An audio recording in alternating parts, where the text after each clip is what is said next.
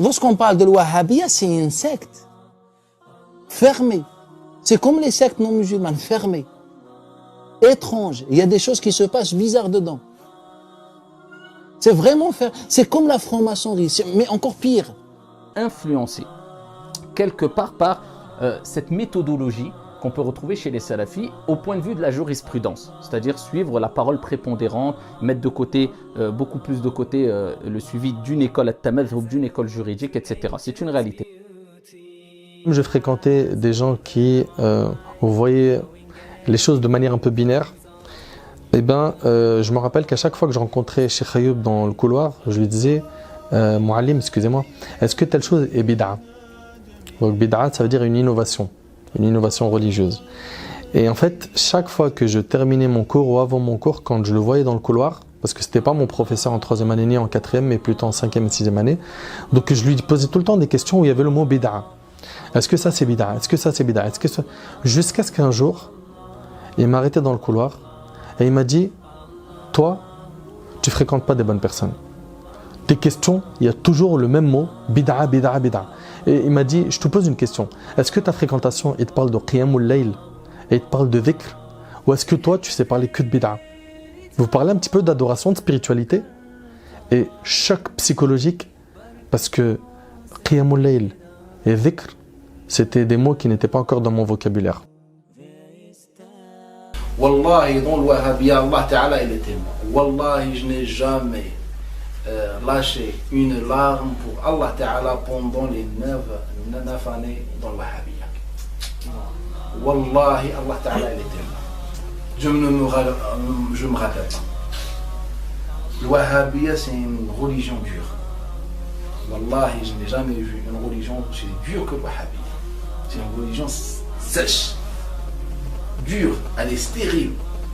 C'est quoi le Wahhabiyya? C'est juste critiquer.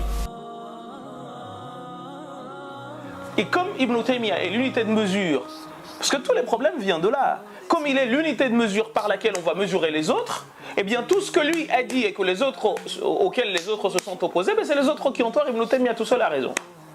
Voilà la vérité de la salafiyya. Ils peuvent raconter tout ce qu'ils veulent. C'est là-dessus que se pose le problème. C'est que tout ce qu'Ibn Taymiyyah a dit, rapportant même de Salaf al-Salih, ce qu'il a dit, c'est la vérité absolue. Et tout ce que les autres ont dit va être dénigré, on ne va pas en tenir compte, parce que lui, il est... Et là, on est justement dans Taqdis al-Ashkhas. Là, on est en train de sanctifier des gens. Moi, je pense que j'ai évolué. Je préfère le terme évoluer que changer. Reconnaître que j'ai toujours été ici contre certains esprits sectaires qu'avaient certains salafis, et depuis des années, la preuve, j'ai des mises en garde, vous regardez sur internet, ça fait pas depuis 1 an ou 2 ans ou 3 ans, ça fait bien longtemps. Et les autres choses qu'on peut reprocher malheureusement, eh bien c'est ces convictions qu'ils ont, d'accord, qui peuvent être respectées, il n'y a aucun souci, mais qu'ils imposent de manière assez stricte envers les gens, de sorte à ce qu'ils aillent jusqu'à dire que ceux qui n'adhèrent pas à notre position, ce sont des égarés, égareurs, peut-être même voués en enfer pour certains. Alors on revoit toujours les mêmes questions, hein. Maintenant depuis des années, je connais le domaine très bien. En fait, il faut que les gens comprennent qu'il y a même des gens, je connais des savants hanafites, qui ont dit celui qui dit d'Ibn Taymiyyah qui est Cheikh l'Islam, il est kafir. Donc à un moment donné, ya Jama'at al-Khayr, venez, asseyons-nous, abandonnons ces histoires-là, appelons à l'unité, et c'est pas être murji'i. Je préfère être murji'i que takfiri.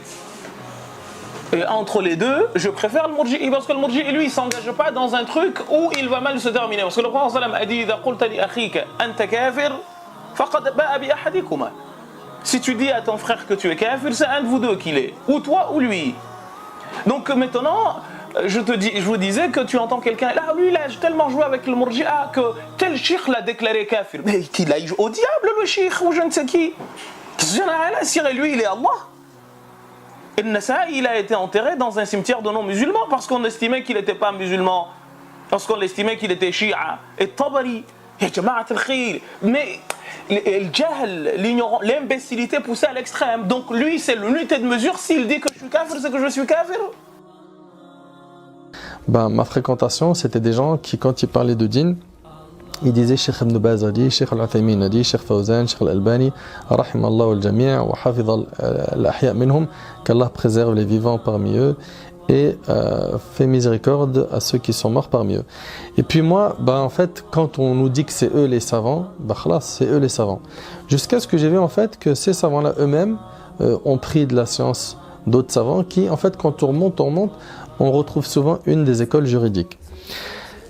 Et là, j'ai ouvert les yeux sur l'importance des écoles juridiques, chose que je connaissais leur présence, mais pas leur valeur. Voilà, pour être clair et précis. Je connaissais leur présence, donc bien sûr, je savais qu'il y avait Abu Hanifa, rahimahullah, même Malik, Shafi'i, Ahmad, et que c'était des très grands savants, mais leur valeur, non, c'est-à-dire que quand je parlais, je disais, non, de toute façon, on suit les preuves. Ok ? Si tel savant, il contredit la preuve, et j'en parlais en fait comme si que ces savants-là, plein de preuves leur ont échappé. Ok, alors bien sûr, je ne prétends pas que tous ces savants connaissaient tout sur tout. Ok, mais en tout cas, ils connaissaient beaucoup plus que ce que je pensais. Et donc voilà, j'étais là avec des phrases type non sur le hadith authentique, non sur le dalil. Mais subhanallah, quand j'ai réfléchi à ces phrases, je regrette parce que quand tu dis que toi tu suis le dalil, eux ils suivent quoi? Sinon, quand on parle de pieux prédécesseurs, on ne les considère pas eux parmi les pieux prédécesseurs.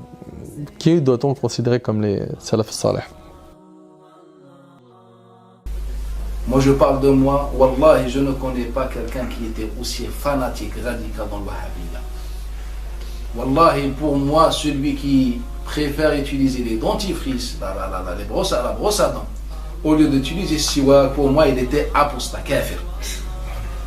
Je vous parle d'une vérité, Allah Ta'ala il était moi. Wallahi, j'étais quelqu'un très radical dans le wahhabiyya. Très radical dans le wahhabiyya. Je me rappelle quand j'avais je sais pas combien, 14 ans, 13 ans, quelque chose. Wallahi, je marchais avec un pantalon qui a 3 doigts en dessous de mes genoux. C'est-à-dire la sunna exacte d'après la vision wahhabite. Pas au milieu de tibia. 4 doigts, exactement. Là, comme les mêmes problèmes, alors simplement pour une tenue vestimentaire, quelqu'un va laisser tomber son pantalon en dessous des chevilles, ça y est, lui il est en enfer parce qu'il y a des avis juridiques, mais il laisse l'avis majoritaire des savants sur ces questions-là, le fait de croire qu'ils sont le groupe sauvé, et donc si on n'adhère pas à eux, eh bien automatiquement on est égaré. Mais ça veut dire quoi? C'est pour cela que certains même ne serrent plus à la main à certaines personnes parce qu'ils disent c'est des innovateurs. Donc on ne peut pas, parce que les pieux prédécesseurs étaient durs envers les innovateurs. C'est un musulman, c'est ton frère. Il dit la ilaha illallah Muhammad Rasulullah, il prie à la mosquée, il est sunnite, ça ne suffit pas. Je ne lui serre pas la main. C'est quoi ces esprits? Ça, si ça, c'est pas un esprit sectaire, c'est quoi billahi alaykoum? On a besoin de ça dans la communauté aujourd'hui et de manière générale, dans toute société, on a besoin de cet esprit un peu sectaire, se renfermer sur soi-même comme cela. Donc c'est toutes ces choses-là, eh bien, qui nous mettent, quelquefois, qui nous poussent à dire clairement je ne suis pas salafiste. C'est ça le salafisme. C'est ceux qui se prétendent salafites.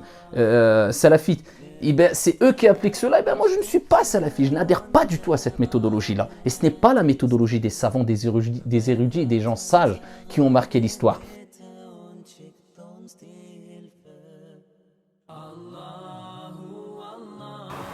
Et c'est pour cette raison qu'il y a cette violence-là. Trouver Meïn dehors, lui il n'est pas d'accord avec moi. Mushrik. Alors qu'il fait la prière comme toi, il dit Ashhadu an la ilaha illallah wa anna Muhammadan Rasulullah. Mais ça va tellement loin que cette idéologie-là de Najd considère que les gens qui disaient Ashhadu an la ilaha illallah wa anna Muhammadan Rasulullah, mais qui faisaient tawassul, ou par exemple qui rendaient visite à des tombes, étaient pires que Banu Israël, étaient pires que Nasara, étaient pires même que Mushrik Quraysh. Et ensuite tu t'étonnes que les gens fassent les bêtises qu'ils font maintenant, puisque ça vient de cette idéologie. Et en partant du hadith, umirtu an uqatil an-nas hatta yashhadu an la ilaha illa Allah. Fa idha qalu donc à un moment donné, il faut que je combatte les gens jusqu'à ce qu'ils disent la ilaha illa Allah. Fa idha qalu hurimat alayya damuhum wa amwaluhum wa kadha wa kadha wa kadha. On va se dire que ça c'est le minhaj. Comme ils disent souvent le minhaj, à coup de terme minhaj akhi, d'autres sont exclus de ces termes-là. Ça, c'est le minhaj du groupe sauvé. Ça, c'est la méthodologie du prophète, alayhi salatu wassalam, vous croyez? Quand on parle, on évoque le prophète, alayhi salam, c'est quoi les premiers mots qui nous viennent à l'esprit? La miséricorde, la douceur, le dévouement, la tolérance, le respect. C'est quand on voit ces comportements-là que ces mots nous viennent à l'esprit, billahi alaykum, il est où le respect de la divergence, la fraternité, l'amour en Allah subhanahu wa ta'ala, à se taper les uns contre les autres? Eh bien, si c'est ça, être salafi, je le dis haut et fort, je ne suis pas salafi. Vous n'avez pas remarqué une chose? Les grands spécialistes de hadith, il n'y en a pas un seul d'arabe. Ma fiche. Aucun. Le Coran est l'arabe. Ça, les choses se sont bien partagées comme ça. Le Coran, c'est les arabes. Et le hadith, les gens des pays en stand. El Bukhari, el Muslim, el Tirmidhi, Mouch Adri, tous. C'est des, je sais pas moi, du Caucase, ou des pays en stand, de l'Iran, ou des Européens. Ouais, des Européens, oui. Ça vous étonne, hein? Les Européens. El Qadi Iyad, Ibn Hazm, c'est sur ceux-là, c'est des Espagnols. Hein? Il y a des Espagnols, les gars. Oui, non, suite Dalil, etc. En tout cas, dans cette vidéo, je le dis publiquement, c'est une époque où je ne comprenais pas assez. Et aujourd'hui, bifadlillah subhanahu wa ta'ala, j'ai ouvert les yeux et j'ai compris que ces savants-là sont des savants de référence et qu'ils étaient plus attachés au Dalil que moi, d'accord? Et que tous les savants qui disent « nous, on ne suit pas les quatre, mais on suit les preuves », pour moi, ça n'a aucun sens. Parce que tu ne peux pas atteindre une compréhension de ces preuves sans passer par eux. Sans compter que ces dalils-là, ils sont passés dessus. Ils sont passés dessus, mais nous, on a toujours tendance à se dire il lui est pas parvenu l'argument, il lui est pas parvenu. Plutôt que de dire ça, dis-toi plutôt que toi, tu connais pas assez ces gens-là. Tu les connais pas assez et tu n'as pas ouvert Ummahat Kutub al-Fiqh pour pouvoir te prononcer de cette manière. Aujourd'hui, c'est pas que nos savants, certains de nos savants aujourd'hui font un ijtihad en l'an 2013 à la lumière des données actuelles. Non, non, non, ils font même pas d'ijtihad. Ils font un peu de fouille archéologique, ouais, dans les livres de fatwa qui ont 1000 ans, et ils te sortent une fatwa. Cheikh al-Islam Ibn Taymiyyah a dit qu'il est interdit de faire tarawih avant l'Isha. C'est contre la sunna et l'exemple des salaf salih. Voilà. C'est tout l'effort qui a été fait. Hein? On fouille, on creuse, on va chercher. Et entre nous, c'est même plus un effort. Aujourd'hui, il suffit que tu aies le Maktab al-Shamila, c'est ça, hein? Un petit CD, une clé USB. Et en 2 secondes, tu fais un clic et tu as la fatwa d'Ibn Taymiyyah. Vous vous rendez compte la paresse intellectuelle? Ibn Taymiyyah est sans doute le savant, écoutez bien ce que je veux dire aujourd'hui, qui est le plus manipulé. Ses idées, ouais, sont utilisées par des gens. Pourquoi? Pour véhiculer des idéologies contraires à ce qu'Ibn Taymiyyah pense et dit, mais surtout contraires à notre réalité. Je vous donne un exemple tout simple. Ibn Taymiyyah, ils ont compilé ses fatawas, ses réponses. Lui. Et je venais de sortir d'une conférence où il y avait environ 200 ou 300 personnes, et tous des étudiants de l'université. Tous disaient qu'il était kafir. Ce qu'on appelle salafiyya, vous dites takfiriyya par exemple. Mais moi, ça ne me posait pas de problème de fréquenter des gens avec qui je suis pas d'accord, je suis d'accord, peu importe. Moi, pour moi, c'est des musulmans, point final. Et donc, le frère a posé la question à ce cheikh, qui était un salafiyya classique, comme moi, dans ce sujet. Et ce cheikh, il a dit, Bismillah ar-Rahman ar-Rahim, voilà Ibn Taymiyyah ce qu'il a dit. Et moi, ça m'a touché. Allah Ta'ala dit, Ya ayyuha alladhina amanu, la yajrimannakum shana'anu qawmin ala alla ta'dilu, i'dilu huwa aqrabu lit-taqwa. Donc, le musulman doit être juste, Allah Ta'ala dit. Et que la haine envers des gens ne doit pas être une cause d'injustice. Même si un ennemi à moi, je dois être juste avec lui. Donc moi, ça m'a touché. Je lui ai dit, écoute, tu es capable de me confirmer m'affirmer que cette parole est dite par Ibn Taymiyyah dans Majmou' al-Fatawa. Je lui dis, je te conseille, avant que tu répondes. Si toi, on était dans sa bibliothèque, si toi, tu as Majmou' al-Fatawa là, et je lui fais comme ça, Majmou' al-Fatawa là, moi je l'ai dans la tête, Bismillah. Wallahi, je lui dis que cette parole. Je lui dis, si tu as Majmou' al-Fatawa dans ta bibliothèque, moi je l'ai ici. Donc quand tu dis une parole, tu dois être responsable. Il m'a dit en vérité, non, ce n'est pas Ibn Taymiyyah, c'était Ibn Jamri dans Sharh Kitab al-Tawhid ou Fath al-Majid qui a dit ça et qui le rapporte dans le Hashiyah. Maintenant, c'est devenu une chaîne de transmission. Je lui ai dit, crains Allah Ta'ala et je suis sorti. Quelques jours, ses frères m'ont appelé, m'ont dit, même ses proches l'ont délaissé.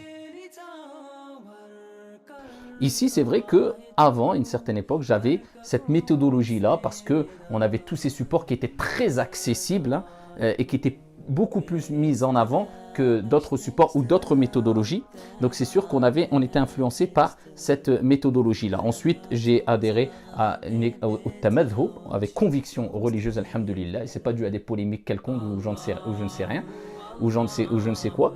Et ici, j'ai adhéré à l'école juridique de l'imam Malik, rahimahullah ta'ala, tout en sachant que quand on adhère à une école, eh bien, on prend en considération l'espace et le temps. On ne se renferme pas dans une bulle, on n'est pas bloqué en se disant, bah maintenant il a dit ça, c'est la parole prépondérante dans l'école, je ne peux plus prendre un autre avis. Non, c'est pour avoir une certaine cohérence, stabilité, avoir une bonne base et suivre des règles méthodologiques et on prend en considération l'espace et le temps. Et d'autres suivent l'école Shafi'i, l'école de l'imam Shafi'i, d'autres l'école de l'imam Ahmad, Abu Hanifa. C'est tout à leur honneur et c'est le respect de la divergence fondée. Et cette divergence fondée est une miséricorde et n'est pas un mal. Cette divergence fondée qui est basée sur la science et pas sur le suivi des passions et pas sur simplement je cherche ce qu'il y a de plus facile, un point c'est tout. Non, cette divergence c'est une bénédiction, c'est une miséricorde comme l'ont exposé les plus grands des érudits à travers les siècles. Walillahi alhamd.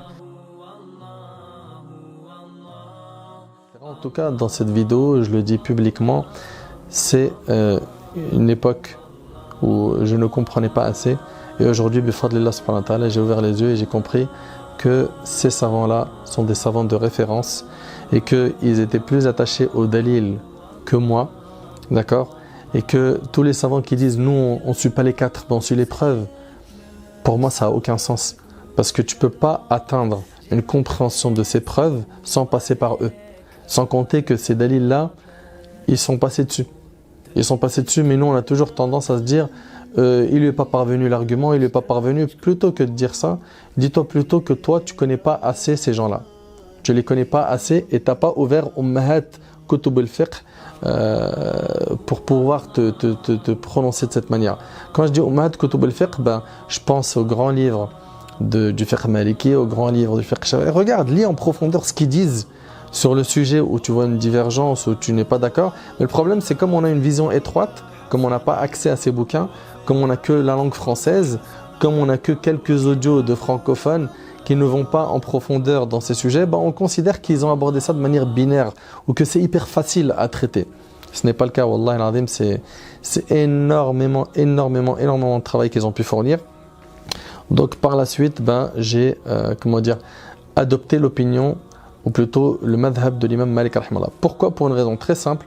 La majorité des gens en France sont d'origine maghrébine, d'accord? Je dis bien la majorité, donc Maroc, Tunisie, Algérie, Sénégal, Mali, Mauritanie, etc. Et eux, dans leur pays, ils suivent l'école de l'imam Malik. Moi, en Égypte, c'est vrai que Al-Azhar enseigne le fiqh shafi'i.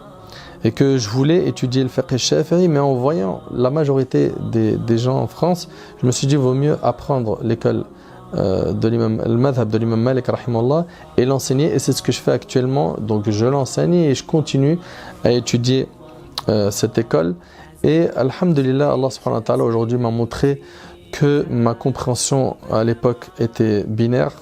Je voyais quelqu'un qui divergeait comme quelqu'un qui est dans le mal, alors que Al-Khilaf, c'est une rahma, c'est une miséricorde. Et combien de paroles sont nombreuses des grands savants sur le fait que c'est une miséricorde, ces divergences. Bien sûr, attention, je parle des divergences qui sont fondées, pas sur les fondements donc de la foi, mais sur les branches. Alhamdulillah, aujourd'hui je vois beaucoup plus clair et je me rappelle qu'à l'époque, plein de choses en fait on les a pris. Moi je le dis avec tout le respect que j'ai pour nos grands savants, rahimahumullah, et qu'Allah les préserve parmi nos savants saoudiens. J'avais beaucoup bu de la da'wa de l'Arabie Saoudite et donc je me retrouvais à dire que une femme, il faut qu'elle ait un vêtement qui traîne par terre. Comme le hadith de Salama quand elle a dit Urkhina shibran wa la yazidn. Donc c'est le prophète qui lui a dit ça, qu'il fallait faire traîner le vêtement d'un enfant. Mais quand tu regardes l'explication du hadith, il te dit c'est parce qu'à l'époque elle n'avait pas de khifaf, elle n'avait pas de chaussettes. Il n'y avait pas moyen de se couvrir les pieds avec des chaussettes, donc elle faisait traîner le vêtement par terre. Donc là tu comprends que s'il y a des chaussettes, pas obligé pour la femme de laisser traîner ses vêtements. Que le vêtement pour l'homme, s'il descend en dessous de la cheville, c'est pas forcément un signe, ou plutôt un grand péché, et c'est l'opinion de la grande majorité des salafs. Retournons aux 4 écoles et aux compagnons, au lieu de tout le temps prendre des avis contemporains. Et le moment, alhamdoulilah, plus on lit, plus on bouquine, plus on se dit waouh, j'avais mal compris. Wa qur rabbi zidni ilma. Voilà ce qu'on peut dire pour terminer, qu'Allah subhanahu wa ta'ala nous accorde une meilleure compréhension de sa religion, qu'Allah nous accorde une clairvoyance et qu'Allah subhanahu wa ta'ala fasse qu'on soit utile là où on est. Grâce à Allah Azza wa Jalla aujourd'hui, je vois mieux les choses. Dans plein de sujets, on s'était prononcé sans rentrer en profondeur dans ces sujets. Aujourd'hui, alhamdulillah, on voit les choses différemment, on voit qu'il y a des opinions, qui sont fondées et qu'il y a des divergences fondées. Maintenant, la seule chose qu'il faut, c'est respecter les avis de ceux qui ne font pas comme nous. Par exemple, chez les Malikites, on va prier avec les bras le long du corps. C'est dans une opinion de lui-même Malik. Et Ibn al-Qasim, il le rapporte dans le Mudawana. Il n'y a pas de problème. Avant, on avait du mal à accepter ça.